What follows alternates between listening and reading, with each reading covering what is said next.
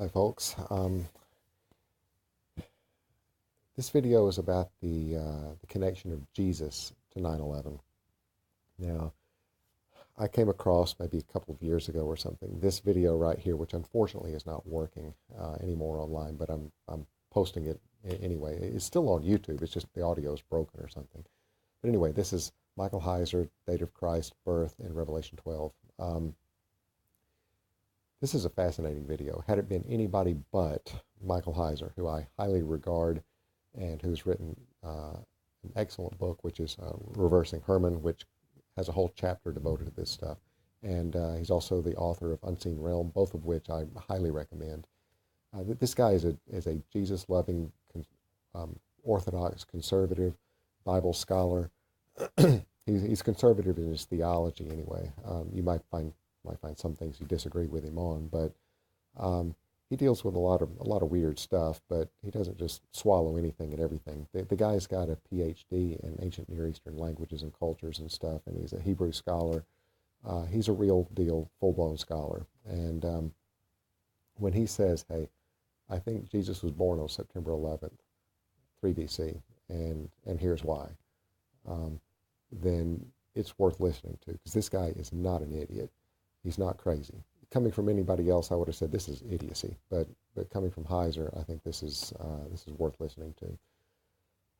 So where does he get this? Well, first would be from Scripture, talking about Revelation 12, the woman who's giving birth to the child with the sun, clothed with the sun, the moon at her feet, and a crouching dragon as she gives birth to the child who tries to devour the child, etc., etc. So anyway, this comes from Revelation 12, and it also comes from two other things. This book right here, Ernest L. Martin's The Story That Astonished the World. This is from 1991, a full 10 years before 2001. And this guy basically said, before 9/11, he said basically, look, you can take computer modeling and you can know that Jesus was born on September 11th, 3 BC, within about an 80-minute time window.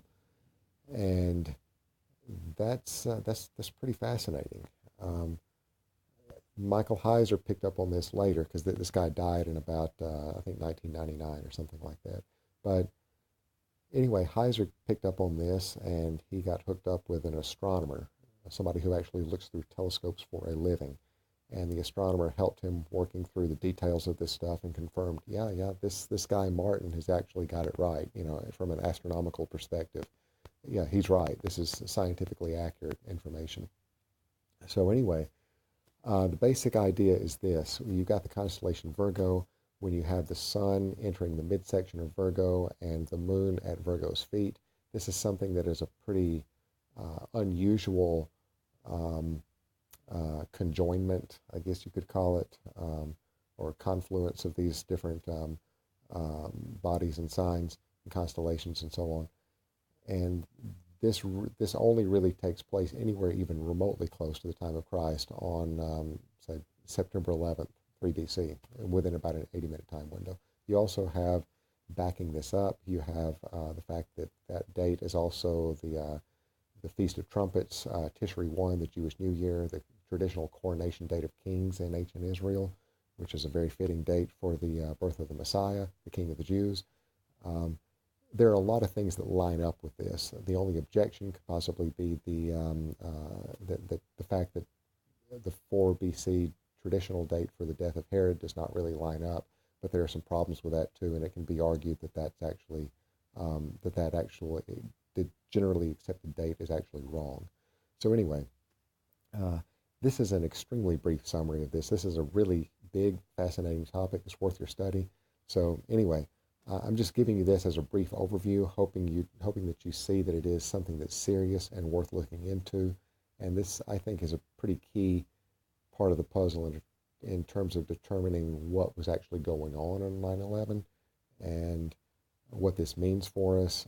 And so I'm hoping that you'll just kind of take this as a little bit of a sample and an appetizer to kind of get you going in this direction. I want to play a little short clip from Michael Heiser, the short video where, this video right here, the 9-minute, 35-second video, where he basically takes you through this and explains to you astronomically how it happens. This is a really good video, worth watching. It's only like less than 10 minutes, so go ahead and watch it. But I'm just going to play 3 minutes of it here, where he covers the essential nitty-gritty information. Here we go. Oh, the important thing about this is that in Revelation 12, all of these signs can occur, again, in only an 80-minute window of each other. So to account for all the signs in Revelation 12 during not just one calendar year, but during a whole series of astronomical periods and ages, you have a very small window of time where all of these things can be present at the same time, where everything is accounted for. The birth of the child in Revelation 12, as I have a note up here, again, whom John identified with Jesus, occurring while the sun was clothing the woman, the king star, king planet in Leo, again, Jupiter, or not Jupiter, but the sign for the tribe of Judah. All of these things did occur in a year that fits well for Jesus' birth, and that is 3 BC. What I've just laid out for you is common knowledge in many planetaria throughout the country and in Europe, that this is one of the candidates for the birth of Christ. It's the only birth year that accounts for all of these symbols. So if you read in the academic literature about candidates for the birth of Christ, they range anywhere from 2 BC to 6 BC. But none of the scholarly literature that I've seen considers Revelation 12, and I think that's the missing element.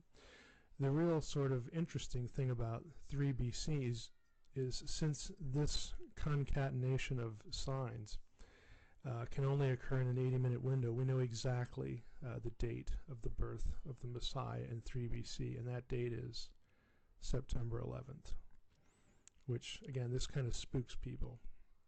September 11th, 3 BC is the only time, the only day, for many, many, many centuries, that you could have all of these signs come together. This date as well, if you notice this note, also corresponded at the time to Rosh Hashanah, Tishri 1, New Year's Day for the Jews, which was also the Day of Trumpets. This was the day that many of the ancient kings and rulers of Judah reckoned as their inauguration day of rule. That procedure was followed consistently in the time of Solomon, Jeremiah, and Ezra. This is the day that would have marked the birth of the King of the Jews. So we have an alignment with the Jewish tradition, the Jewish calendar, all the astronomical imagery in Revelation 12. So there's Dr. Michael Heiser. Now, he mentioned about an 80-minute time window, but he didn't elaborate much. I want to elaborate some more on that. You can back this up online, what I'm about to say. Rather than deal with an 80-minute time window, some people say 60 or 70 minutes or something. It's roughly from around 6:30 p.m. to 7:30 p.m., right around in there, around sundown. Rather than deal with that, let's just for convenience, let's just say 7 p.m., just pick one time. All right. So let's say Jesus was born at 7 p.m., September 11th, 3 BC.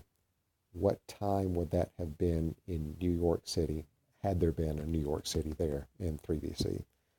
What would the time have been for Jesus' birth in New York time? And here we go. Because Israel is 7 hours ahead of New York, it would have been 12 noon New York time. Now, think about this. Think about all the pain and suffering of Mary going through labor, and think about all the pain and suffering that was being experienced in New York and in Washington, D.C., just shortly before 12 p.m. So there's not only a connection between the events of 9/11 and the birth of Jesus in terms of the date. It actually comes down to the actual time of day. So that is something that ought to just make the hair on everything you got stand up. That is weird. That is mind-blowing to me. here's another thing too regarding the dates. Now, this is why I did my videos on reversals in the occult and numerology before doing this video. Logically, it maybe would have made more sense to lead off with this video, but I had not covered those other things first, so you might not have caught the significance of it. If you have not seen those videos, go back and watch them. But anyway, here it is. I'm assuming you've seen those videos. Think of 3 BC as -3 on a timeline, and AD as being the positive side of the timeline. So then we'd have -3 versus 2001. Numerologically, 2001 is 3. So -3 versus +3. Numerologically, if you look at the dates numerologically, there's a pretty perfect inversion or reversal of the dates here. Now, this is really, really fascinatingly precise. I've already covered the video on Enochian magic, and this is why I did that video before doing this one. So think Enochian magic. Think the whole point of Enochian magic is to bring about the events of the Book of Revelation, complete with an incarnate Antichrist. Think in those terms. Think reversals. Think inversions. You know, the biblical idea of reversal. You know, this idea of Satan does something, God makes a move to undo it and reverse it. And maybe God makes a move and Satan does something to undo it and reverse it. Now, if you're Satan and you're going to try to undo the work of God's Messiah, who came into the world on September 11th, 3 BC, and you're going to have a counterfeit Messiah incarnate in the same way, coming into the world on a particular date, and you can choose the date. What date would you choose? What time would you choose? Wouldn't September 11th, 2001 be a really good choice? I can't think of a better one. If you're intending to send a reversal message, a theological reversal message, I think this is the date you'd have to choose. And that's exactly what I think was going on. There was some sort of a very serious attempt using some sort of Enochian magic, probably to, I'm just guessing, probably to open the 49th gate. And if you haven't seen my Enochian videos, go back and watch those. But this was, I'm thinking, an attempt to ritualistically, through mass human sacrifice and the biggest satanic ritual in history, this was an attempt to open the 49th gate of Enochian magic and to bring on the Antichrist in the Book of Revelation, and it failed.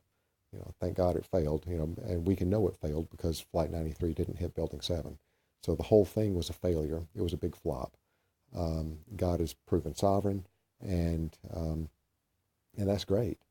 You know, but it is disturbing to think that there are people like this, who think like this, who would actually go to this extent to carry out a satanic ritual for those purposes.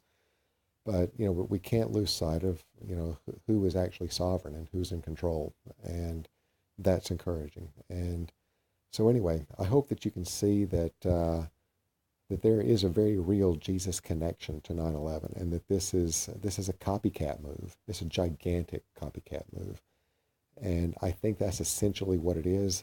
There are some other elements to this that I think support this theory, and I'm going to be covering those in future videos, like David Rockefeller's watch on the Newsweek cover, and some of the stuff from the Ghostbusters movies. So anyway, hope you enjoy this video and the next ones, and come back for more later. Thank you. Bye-bye.